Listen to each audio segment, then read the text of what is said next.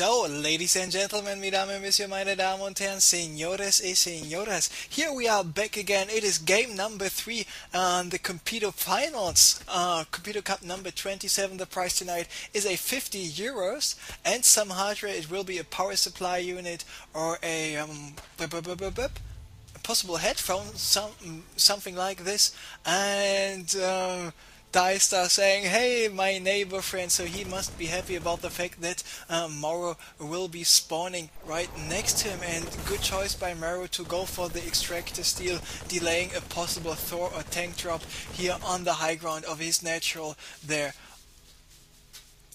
So, by the way, we have MorroW, of course, this time as the blue Zerg player, here spawning as the at the 9 o'clock, at the 3 o'clock position. I'm sorry, I'm a little bit confused. And at the 6 o'clock position as the red Terran, we have DieStar. So hatchery first play was being made by MorroW. There he's main-adding over his 6 drones, going for the spine crawler right away, of course. And what about this extractor being cancelled in the last second, and with having 3 marines out, of course. The extractor will get taken down in the morphing process. So just this one more spine crawler is in production. Queen in the natural, queen at the main is being produced right away. Do we see more extractors coming up? No, we do not. Of course, that early in the game the Zerg player wants to focus on drones, and drones means more minerals. As soon as you got a certain amount of mineral income, you can switch directly, not only for one but also for multiple extracted as once. And there MorroW is rearranging his spine crawler. Of course, you want to have your spine crawlers here in this choke spot point area where they will be the most effective. Meanwhile, what is DieStar doing? Going for the 1-1-1. He's got the reactor on this barracks, which is the second barracks. He's got this starport finished right now, and he's going for the third barracks. So no Thor drop, no cloaked banshee play, no blue flame hellion, and blue flame hellion, cloaked banshee, Thor drop, and no tank drop coming up here by DieStar. And all those are very, very common moves. And maybe I'm not sure why we're still not seeing a Thor drop here. Is it because I think those changed maps where a Thor drop on the cliff was not effective anymore? It's on the PTR. Maybe I'm wrong. This is already the new map where a Thor drop is not even possible anymore, but the tank drop sure is. So I'm not really sure where this is going by DieStar, and he's going for a small drop. He's got 6 marines, he's got 1 marauder moving out. This medivac will not be spotted right away, but there MorroW's got this overlord, he's got this overlord here as well, so he knows about a possible expansion. He can sacrifice this overlord any second now to see what's going on in the base of DieStar. And there DieStar is moving out with his forces, and he is dropping here the marines on the high ground. He wants to get rid of this overlord, and indeed he did.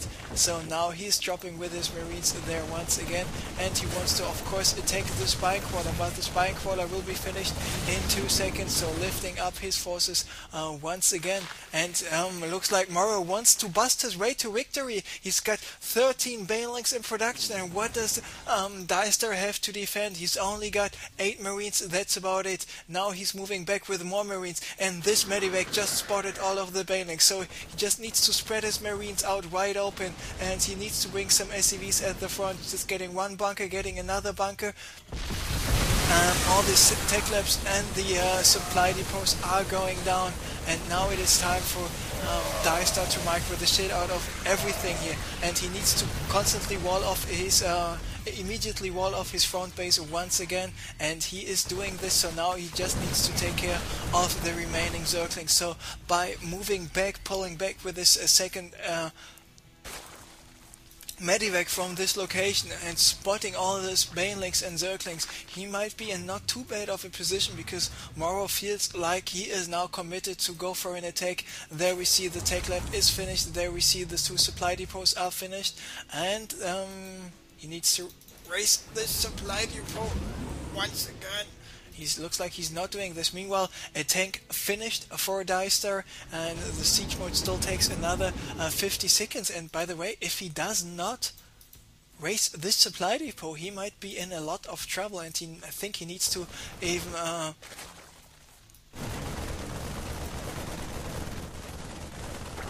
get another building here to complete the wall off, because yes, we see MorroW having still quite a lot of banelings, having quite a lot of zerglings, but looks like MorroW decided to go for the more tech-oriented playstyle right now, because he is just he started with the lair as soon as he saw, okay, a baneling bust might not be too effective here anymore. So once siege tank is already on the high ground, of course he needs to make sure that he will be out of range of the spine crawler. So the spine crawler being rearranged right now, and now it is time for DieStar to move there with the Marines to attack the spine crawler. The spine crawler but got a range 7, the Marines only got a range of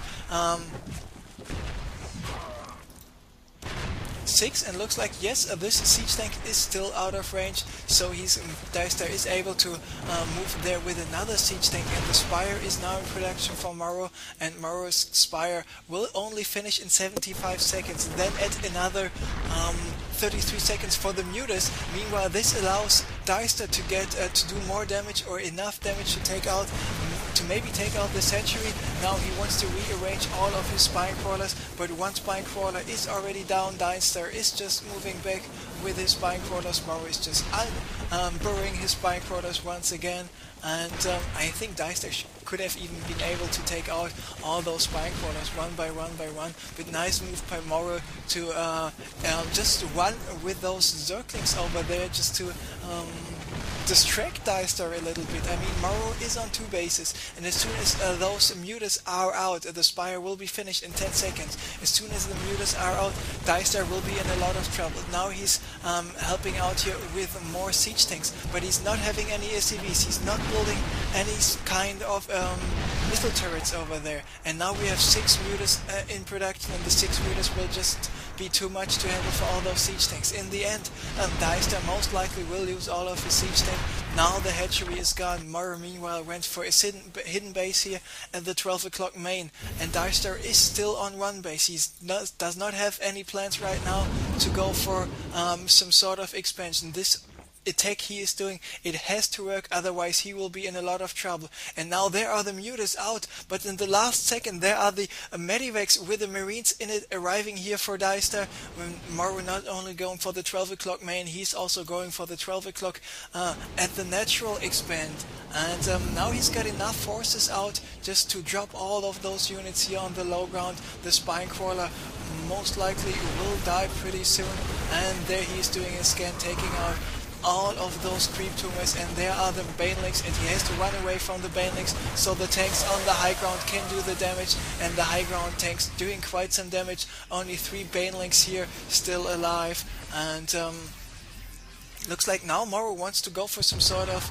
counter-attack with the Mutas, but because of DieStar knowing, okay, I just killed so many banelings, and I killed enough banelings, he is safe for him to move out with his remaining Marines. So if this attack is not working, DieStar is in a lot of trouble. Otherwise, this attack, assuming if it's working, he will take the game right here, right now, because even though the hatchery might be finished, it is quite away from the main base of DieStar. And is DieStar aware of it? No, he's not even checking what's going on over there. He's not scanning, not sending a single medivac or something else over there. So DieStar may be feeling a little bit too confident. Now he started the command center as soon as he killed this hatchery, so thinking, okay, I just killed one of his base and I can build my own base. But I think it's fair to assume if you're playing a really good player, so okay, I killed his natural, he's not GGing out of the game, so why not check the rest of the map? And DieStar was not doing this, so he does not have to feel too great about this. Still, I have no idea about the 12 o'clock main and the 12 o'clock natural, and he now is preparing for the final push. How many Mutas does MorroW have out on the field right now? He's got 30 Mutas, he's got 2 more Mutas in production. The spine crawler and the baneling's nest are dead, and still got this units here on the high ground. And now he's moving in the main base. So how many Zerglings? 33 Zerglings, and we have 5 more Banelings being morphed in here. Those Banelings still take another 3 seconds. So now the lair is under attack.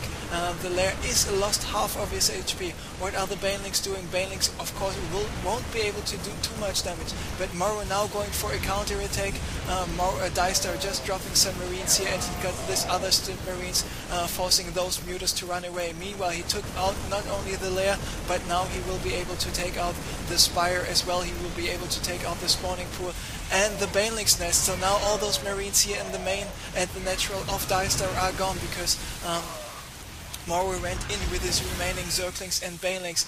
The supply depots are not raised up. He does not have any more income right now, so this is not looking too good for DieStar. He just went back. He did not kill the spawning pool. He did not kill the Baneling's nest, even though MorroW got another spawning pool up just in case. Now DieStar is dropping here at the 12 o'clock main. He's pulling back with his other remaining forces to take out the remaining Zerglings and Banelings. The Banelings now going down. He's still got 2 orbitals up, and he's got how many harvesters? 7 SCVs compared to the 17 drones, because now all those Stimp Marines did quite some damage there, and there are the remaining Zerglings and Mutas to clean up all those forces here DieStar had in this drop. So now it is 2 base against 2 base. By the way, MorroW spawned at this location and expanded to this location. Now he's at the 12 o'clock and at the 12 o'clock main, at the 12 o'clock natural. So this cross positions lost temple now just evolved into this close positions lost temple now evolved into a cross positions lost temple. And the supply count is telling us that MorroW is in the lead by 10 supply, so DieStar being behind 10 supply. But the army sizes are about the same for both guys, because yes, DieStar is down to 11 SCVs, meanwhile MorroW is at 26. And the one big difference is between those two guys right now is that DieStar is mined out in the main. He's only got the natural where he can mine from. Meanwhile, MorroW still got the 12 o'clock natural, and main up there is a newly built bases, so not yet mined out, especially here at the 12 o'clock main. So there are the forces of DieStar continuing to move out. Meanwhile, the Mutas trying to do some more damage, and with some nice Muta control, MorroW will be able just to take out more and more supply depots, even though DieStar is still a little bit farther away from being supply blocked. Now he's dropping on the high ground, stimped with his Marines and the Marauders, doing some scans, and he just was able to run away from all those Banelings.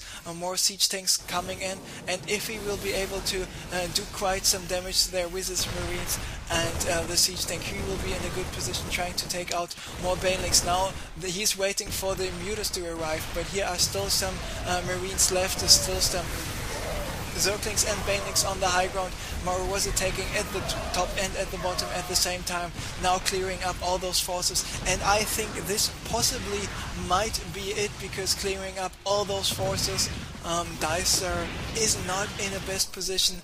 He's on 2 base. DieStar is only mining from 1 base, meanwhile MorroW is mining from 2 base. MorroW nearly having double the supply than DieStar currently, and I think DieStar did a huge mistake by not scouting a little bit more early what's going on here at the 12 o'clock main and at the 12 o'clock natural, as he was able to take down the Sanctuary with the siege tanks. And because of that, he allowed MorroW not only to came back in the game production, but also macro-wise in general. And it's not looking too good, but DieStar, he is attempting to go for another 8 Marine drop, but maybe an 8 Marine drop might not be enough.Maybe he should go for some sort of double 8 Marine drop, just in case, because 8 Marines will get taken out so easily, by this Muta count. 9 Mutas will be able to deal just fine with those Marines, especially considering that you can add some Zerglings here in the mix to defend against a possible 8 Marine drop by a Terran player there as well. So production tab is telling us that MorroW is once again going for the Spire. The Spire will finish in 5 more seconds, going for another Baneling's nest.